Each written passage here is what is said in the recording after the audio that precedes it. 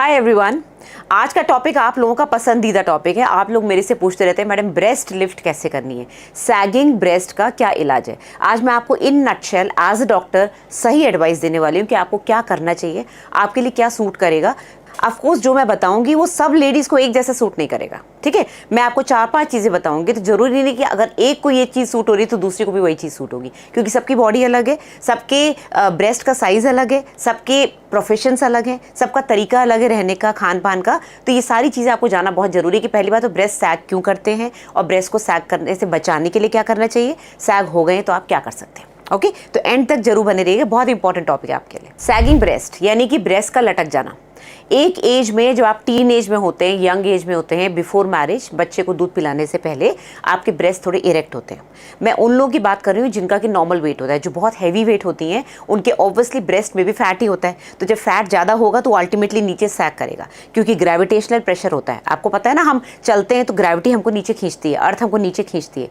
इसी तरह से कोई भी भारी चीज़ होगी नीचे गिरेगी, अनलेस कि उसको ऊपर सपोर्ट करने के लिए कोई चीज़ हो, जैसे पुशअप ब्राज आ गई, वो सब बात अलग है।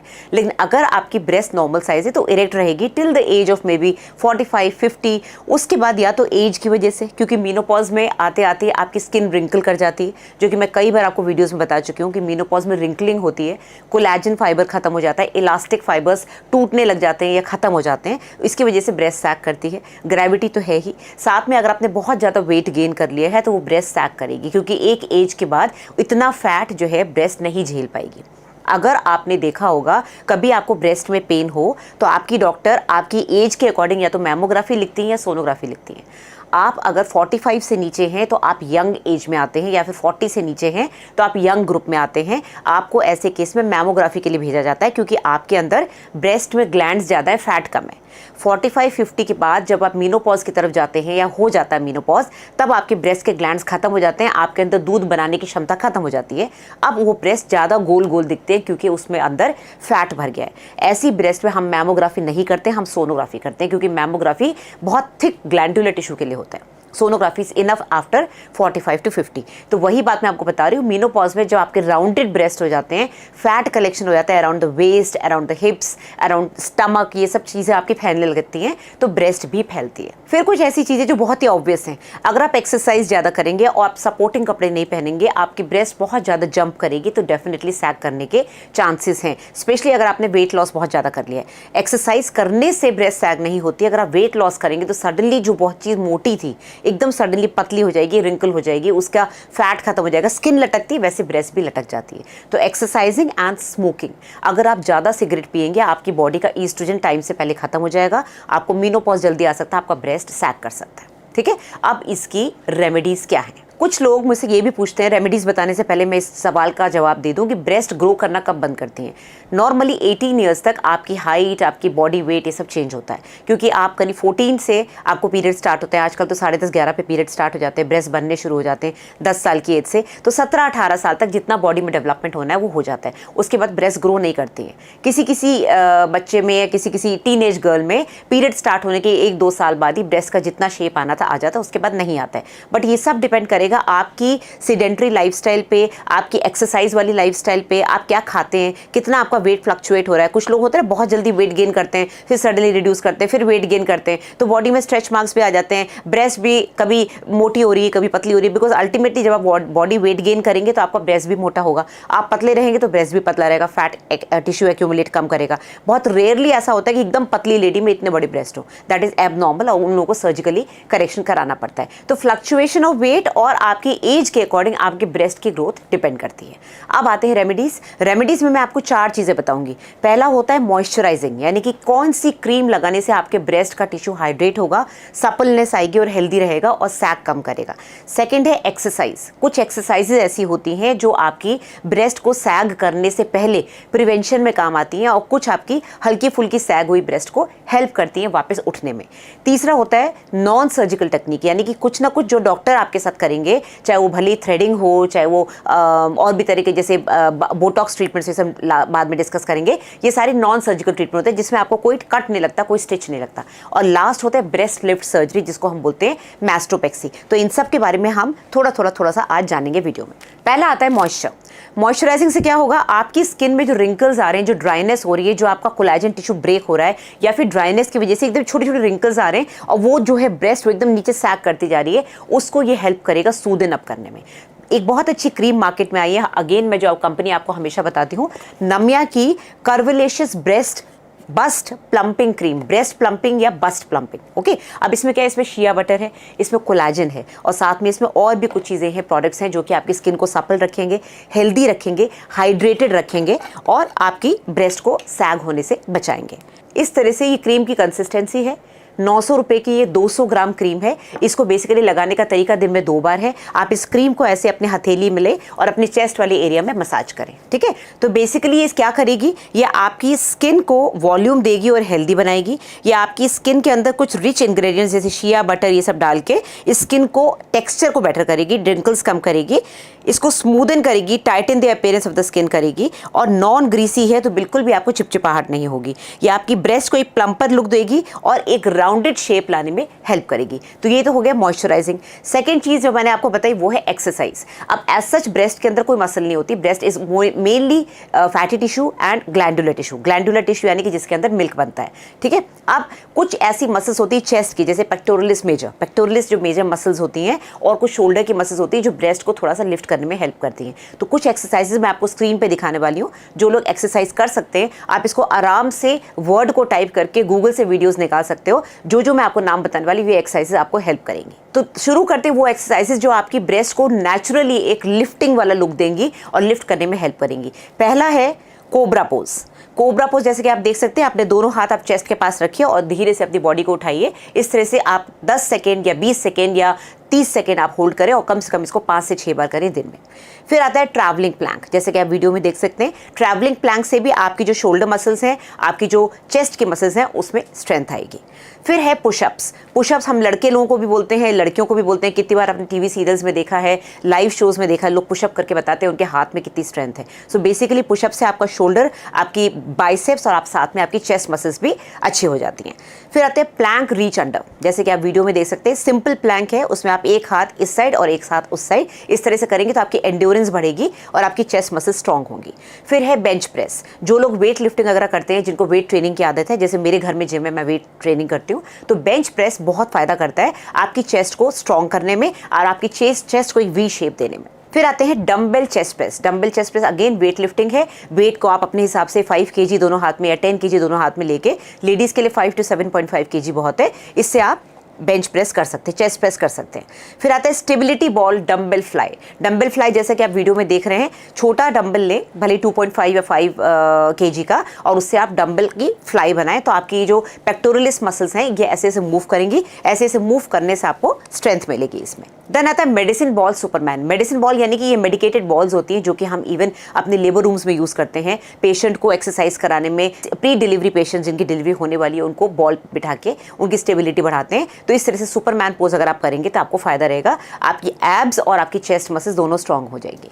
फिर होता है dumbbell pull over. Dumbbell pull over आप इजीली देख सकते हैं ये क्या होता है। तो इस तरह की कुछ एक्सरसाइजेस करने से आपकी चेस्ट मसल अच्छी हो जाएगी। जिन लोगों को स्विमिंग का शौक है, स्विमिंग एक कंप्लीट बॉडी एक्सरसाइज है। ये आपके बाइसेप्स या आपके हाथों की जितनी मसल्स हैं, आपकी शोल्डर, आपकी चेस्ट, आपकी वेस्ट, आपकी एब्स, साथ में आपके पैर, क्योंकि स्विमिंग में लगातार पैर चलते हैं, तो आपकी क्वाड्रिसेप्स, आपकी हैमस्ट्रिंग, सबकी कंप्लीट एक्सरसाइज है। Swimming is a very good exercise even during pregnancy. कुछ लोग पूछते हैं मैम क्रीम के अलावा कोई ऑयल होता है क्या जिससे हम मसाज कर सके? तो येस, अगर आप ऑयल में देखें तो सबसे अच्छा बादाम का तेल यानी कि आलमंड ऑयल होता है। आलमंड ऑयल में एंटीऑक्सीडेंट्स हैं और फैटी एसिड्स हैं। तो ये क्या करेंगे, आपकी जो ब्रेस्ट है उसके इलास्टिक टिश्यू को मेंटेन करेंगे, उसको स्ट्रेंथन करेंगे, और मसाज करने से, चाहे आप क्रीम से करें चाहे आप ऑयल से करें, ब्लड सर्कुलेशन बढ़ेगा। तो डेफिनेटली जहां आप मसाज करेंगे वहां की स्किन टाइटन होगी, इलास्टिक टिश्यू और कोलेजन टिश्यू वापस बनेगा। अब मैं आपको कुछ नॉन सर्जिकल टेक्निक्स बता रही हूँ जिसमें कि आपको जाना तो डॉक्टर के पास पड़ेगा, वो कुछ ना कुछ उस पर करेंगे, भले लिफ्ट करें, कुछ बोटॉक्स करें, लेकिन वो सर्जरी नहीं है, उसको हम माइनर प्रोसीजर्स कह सकते हैं। सबसे पहला है बॉडी टाइट। बॉडी टाइट में एक तरह का इन्वेजिव टेक्निक है जिसमें रेडियो फ्रीक्वेंसी करके लेजर आता है, उस लेजर से आपकी ब्रेस्ट को टाइट किया जाता है और उसको लिफ्ट किया जाता है। फिर आते हैं लेजर ट्रीटमेंट्स। रेडियो फ्रीक्वेंसी और लेजर ट्रीटमेंट्स दोनों ही एक तरह के नॉन इन्वेजिव प्रोसीजर्स हैं। हल्के से पेनफुल हो सकते हैं क्योंकि कुछ हीट आपकी बॉडी में जाती है। जैसे आप लेजर ट्रीटमेंट अपनी स्किन के बाल निकालने के लिए करते हैं, फेस के लिए करते हैं, सिमिलरली ब्रेस्ट के लिए भी लेजर ट्रीटमेंट्स होते हैं। तो body tight and laser treatments. फिर आते हैं एक और प्रोसीजर पीआरपी, जो कि मैंने आपको पहले भी वीडियो में बताया था। पीआरपी में बेसिकली आपका ब्लड लेते हैं, उसको सेंट्रीफ्यूज करके उसके रेड सेल्स निकाल देते हैं, और जो पीछे बचता है व्हाइट कलर का ब्लड, वो प्लेटलेट रिच प्लाज्मा होता है। प्लेटलेट रिच प्लाज्मा जिसमें ग्रोथ फैक्टर्स होते हैं, उसको आप स्किन में इंजेक्ट करो, बालों में इंजेक्ट करो, इसी तरह से ब्रेस्ट में इंजेक्ट करते हैं तो थोड़ी सी सपलनेस आती है, ग्रोथ फैक्टर्स आते हैं, तो जो ब्रेस्ट टिश्यू सैग कर रहा है यंग एज में, उसको लिफ्ट करने में हेल्प करता है। सिमिलरली रेडियो वेव्स आती है, रेडियो वेव ट्रीटमेंट होता है to lift the breast. Radio wave treatment को हम बोलते हैं थर्मेज। तो मैंने आपको अभी तक 4 ट्रीटमेंट्स बताए जो कि नॉन इन्वेजिव, नॉन सर्जिकल है। फिर आते हैं बोटॉक्स इंजेक्शंस। बोटॉक्स बहुत से लोग अपने फेस पे कराते हैं, आपने देखा होगा सेलिब्रिटीज बहुत कराते हैं, बहुत सारे लोग जो नॉन सेलिब्रिटी हैं वो भी कराते हैं, अपनी आईब्रो लिफ्ट करने के लिए कराते हैं, अपने यहाँ की जो रिंकल्स हैं उनको हटाने के लिए करते हैं, फोरहेड के रिंकल्स हटाने के लिए करते हैं। बोटॉक्स के ट्रीटमेंट्स के बहुत फायदे हैं। सिमिलरली ब्रेस्ट में भी बोटॉक्स ट्रीटमेंट्स कुछ लोग करते हैं। छठा ट्रीटमेंट जो कि नॉन इन्वेजिव है, जो कि मैंने आपको पहले वीडियो में बताया था और आप लोगों ने काफी क्वेश्चंस पूछे थे, वो होता है थ्रेड लिफ्ट। अब फेस के ऊपर तो थ्रेड लिफ्ट होता है, एक थ्रेड होती है जिसको के अंदर डाल के सीधे ऐसे खींच के पीछे बांध देते हैं। सिमिलरली ब्रेस्ट टिश्यू अगर बहुत मोटा नहीं है, ज्यादा फैट नहीं है, छोटे साइज का ब्रेस्ट है, उसको हल्का सा ऊपर उठाने के लिए स्किन के अंदर थ्रेड डाल के उसको ऊपर खींचा जा सकता है, उसको यहाँ फिक्स करा जा सकता है। लेकिन अगर हैवी ब्रेस्ट है जिसमें फैट बहुत ज्यादा है तो ये ज्यादा काम नहीं करेगी, सिर्फ स्किन को लिफ्ट करेगा, ये पूरी ब्रेस्ट को कैसे लिफ्ट कर पाएगा। कुछ लोग पूछते हैं ब्रेस्ट बैंड्स क्या होते हैं। ब्रेस्ट बैंड्स यानी कि स्ट्रैप्स। कुछ डॉक्टर्स जो है ब्रेस्ट बैंड्स या स्ट्रैप्स लगाते हैं just to make the implant, जो अंदर इम्प्लांट डाला हुआ है उसके पोजीशन देने के लिए। जैसे फॉर एग्जांपल आपकी ब्रेस्ट के अंदर इम्प्लांट डाला हुआ है, वो इम्प्लांट इधर उधर ना हो जाए, तो ब्रेस्ट को स्ट्रैप करके रखते हैं तो जिससे इम्प्लांट वही रहता है। मोर ओवर अगर आपको यहाँ पर ज्यादा फैट है, कई लोगों का होता है बल्ज बहुत पहले से शुरू हो जाता है, ब्रेस्ट टिश्यू भले ही कप साइज सी हो लेकिन फैट यहाँ से शुरू हो जाता है, उस फैट को दबाने के लिए ब्रेस्ट स्ट्रैप्स काम आते हैं, बट ये लिफ्टिंग में इतना हेल्प नहीं करते हैं। लास्ट हम आते हैं सर्जरी पे। सर्जरी यानी कि ब्रेस्ट लिफ्ट सर्जरी, जिसको मैस्टोपेक्सी बोलते हैं। इसके काफी पेशेंट्स मेरे पास हॉस्पिटल में आते हैं और इसका इलाज भी बहुत अच्छा होता है, क्योंकि सर्जिकल टेक्निक का जितना अच्छा रिजल्ट है उतना और किसी चीज का नहीं है। ये सर्जरी करते हैं प्लास्टिक सर्जन्स। इसमें आपको कम से कम 2 दिन तक हॉस्पिटल में स्टे करना होता है और खर्चा डिपेंड करेगा आपकी ब्रेस्ट का साइज कितना है, आपको एग्जैक्टली एलिवेशन चाहिए या ब्रेस्ट रिडक्शन चाहिए, उन सब पे डिपेंड करेगा। करते प्लास्टिक सर्जन है तो ये हमारे हॉस्पिटल में होता है। अब इसमें करते क्या है, इसमें बेसिकली मैस्टोपेक्सी यानी कि आपकी ब्रेस्ट को फिक्स कर देते हैं एक जगह पे, मसल्स को ऊपर खींच के फैट टिश्यू को कम करके उसको ऊपर फिक्स करते हैं, तो जो लटके हुए ब्रेस्ट जो यहाँ तक आ गए वो वापस शेप पे आ जाते हैं। इसके बारे में कुछ क्वेश्चंस हैं जो इसका मैं आंसर देना चाहूंगी। क्या ब्रेस्ट लिफ्ट पेनफुल होता है? ये एक सर्जरी है, तो सर्जरी के बाद पेन तो होता ही है, क्योंकि आपको जो उस समय कट करेंगे तब तो आपको बेहोश करके करेंगे, बाद में सर्जरी का पेन होता है। 2-3 दिन आपको नमनेस रहेगी, जैसे सिजेरियन भी करते हैं तो यहाँ पर महसूस नहीं होता, जब फील करो स्किन के ऊपर तो महसूस नहीं होता कुछ दिन होता है, क्योंकि नसें भी कट जाती हैं, जो नर्व्स होती हैं वो कट जाती हैं। सिमिलरली ब्रेस्ट पे कोई भी सर्जरी होगी तो कुछ दिन तक आपको नमनेस रहेगा, हल्की सी खुजली टिंगलिंग होगी, और जब 6 वीक्स के बाद ये सूखने शुरू होंगे तो हल्का सा पेन होगा निप्पल के अराउंड, एरियोला के अराउंड और पूरे ब्रेस्ट टिश्यू में। हो सकता है कुछ महीने तक दर्द रहे और लाल लाल रेडनेस रहे। दूसरा क्वेश्चन है कि ब्रेस्ट लिफ्ट कितने साल काम करेगा। डिपेंड करेगा आप क्या एक्टिविटी करती हैं। अगर आप बहुत तेज भाग रही हैं, बहुत स्ट्रीनुअस एक्सरसाइज कर रही हैं, या फिर आपका वेट गेन और वेट लॉस में बहुत फ्लक्चुएशंस आ रहे हैं, तो डेफिनेटली ज़्यादा लास्ट नहीं करेगा। आपने मान लीजिए ब्रेस्ट लिफ्ट सर्जरी करा रही, फिर आप प्रेग्नेंट हो गई, आपकी ब्रेस्ट बड़ी हो गई, बच्चे को दूध पिला रहे हैं, तो उन सब की वजह से ब्रेस्ट लिफ्ट इतना काम नहीं करेगा, बट जनरली 10 ईयर्स तक ये आराम से चलता है। फिर कुछ लोग पूछते हैं कि ब्रेस्ट लिफ्ट सर्जरी की वजह से मेरी ब्रेस्ट का साइज यानी कि मेरी ब्रा का साइज बड़ा हो जाएगा या छोटा हो जाएगा। जनरली ब्रेस्ट लिफ्ट सर्जरी में जो अजीब सी शेप हो जाती है ब्रेस्ट की, वो कॉन्टूर हम ठीक कर देते हैं। उस कॉन्टूरिंग को ठीक करने की वजह से जो ब्रेस्ट का साइज है वो एक्चुअली छोटा हो जाता है, आपका कप साइज छोटा हो जाता है, क्योंकि जो टेढ़े मेढ़े टिश्यू इधर उधर निकल गए उन सबको कॉन्टूरिंग करके प्लास्टिक सर्जन ऊपर लेकर आते हैं, तो आपका ब्रेस्ट का जो कप साइज है वो छोटा हो जाता है और आपको एक अच्छा फील आता है, क्योंकि आपकी कॉन्टूरिंग हो जाती है और एक शेप आ जाती है आपकी चेस्ट में।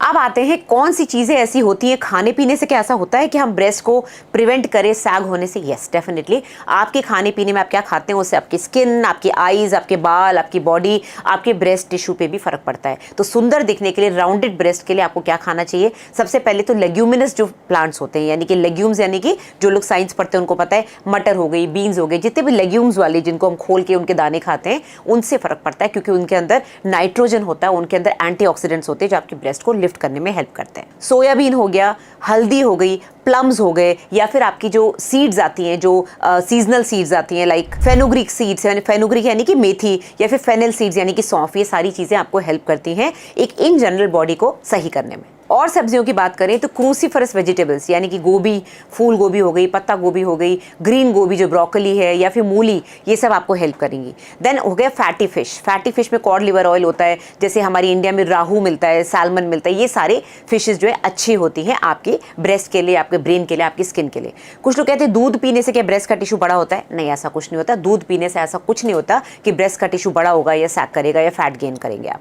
ठीक है, तो इन नटशेल हमने क्या सीखा कि ब्रेस्ट का टिश्यू एज के साथ सैग करता है। डिपेंड करता है आप अपना वेट कितना अच्छा मेंटेन करती हैं, कितना एक्सरसाइज करती हैं। अगर आप अपना वेट अच्छे से बीएमआई मेंटेन करेंगी 19 से 22 या 23 के बीच में, तो आपका ब्रेस्ट टिश्यू जबरदस्ती सैग नहीं करेगा। एज रिलेटेड चेंजेस आएंगे बट ज़्यादा नहीं करेगा। एक्सरसाइज अपने शेड्यूल में रखिए, भले आप 80 साल के हो, 70 साल के हो, थोड़ी बहुत एक्सरसाइज तो आप कर ही सकते हैं। पुशअप्स करते रहिए, वेट नहीं उठा पा रहे तो भी आप कुछ ना कुछ काम करते रहें तो चेस्ट मसल्स आपकी स्ट्रांग रहेंगी। साथ में स्मोकिंग नहीं करनी है, हेल्दी खाना खाना है, जो मैंने आपको चीज़ें बताई वो सब खानी है। कंफर्टेबल ब्रास पहननी है। पुशअप ब्रास आ गई हैं जिनमें कि नीचे वायर होता है, उससे भी आपको हेल्प मिलेगा और टिश्यू सैग नहीं करेगा। और स्पेशली एक्सरसाइज करते समय, वॉकिंग या रनिंग करते समय आपको सपोर्टिंग ब्रास पहननी है। और अगर last but not the least किसी भी क्रीम से, ऑयल से फर्क नहीं पड़ रहा है तो आप ब्रेस्ट सर्जरी, प्लास्टिक सर्जरी करवा सकते हैं। डिस्क्रिप्शन में आपको 3 अमेजॉन के लिंक्स मिलेंगे। ये तीनों प्रोडक्ट्स बहुत अच्छे बने हुए हैं। एक सनस्क्रीन है, एक ग्लाइकोलिक एसिड की क्रीम है और एक आपका जो एक्ने प्रोन स्किन होती है उसका स्किन क्योर मिस्ट है। उसको जरूर खरीदिएगा अमेजॉन से।